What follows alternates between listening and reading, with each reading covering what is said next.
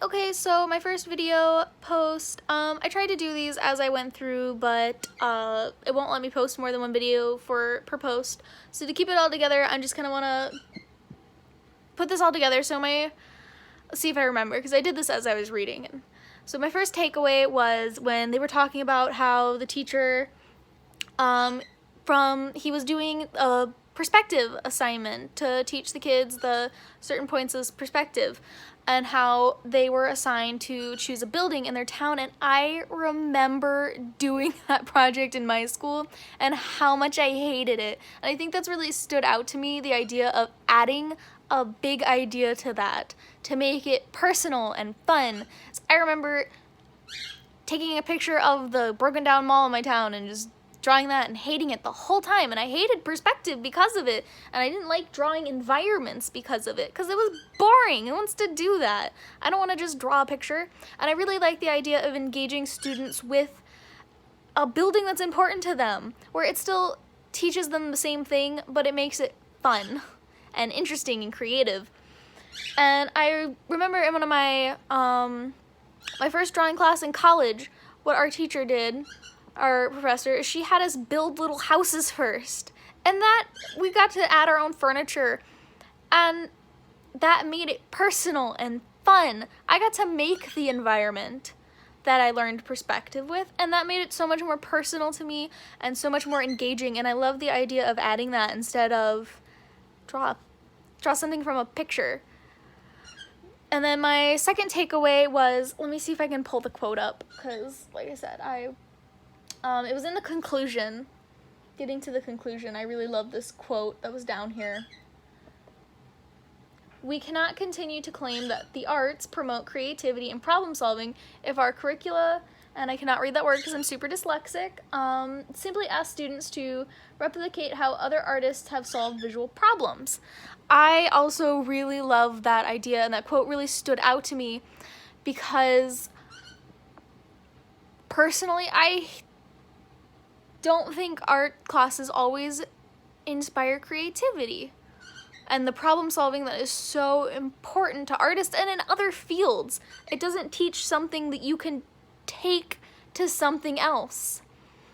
So if you learn creative problem solving and free thinking, those are things you can take and use in other classes, and I think that's one of the more important things about art, is learning how to think like an artist and just copying. I love how they say Andy Warhol and doing pictures in different colors, because I also remember that project and hating it.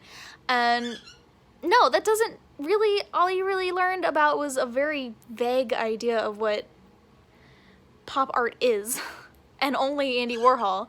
And I totally agree with that there's more teachers could do to encourage creativity and the problem solving that makes art so important. And then my main question was, they were talking about the free open classroom, and I have a lot of experience with kids, and I especially had kids that, because I was in I taught at a daycare, and I've been a nanny, because I love doing art and I want to be an art teacher and I'm crazy about it. One of my favorite things to do with kids is art. And I think some of the kids got annoyed with me because I made them do art so much, because I have to do something with them, and I like art. I don't want to play on an iPad. We're gonna do art. But my point was, I'd have kids that were so unengaged with art, and I like to give them free. I like to see what they do, because I know what I can do. I want to see what they do, and I like the idea of fostering creativity and freedom of thought, and that's how I've always played with art with kids. And I've had kids that love that. They're crazy for it. I've also had kids that I'd hand them some paints and some paper, and they'd look at me and they'd be like, what do I do? What do I do?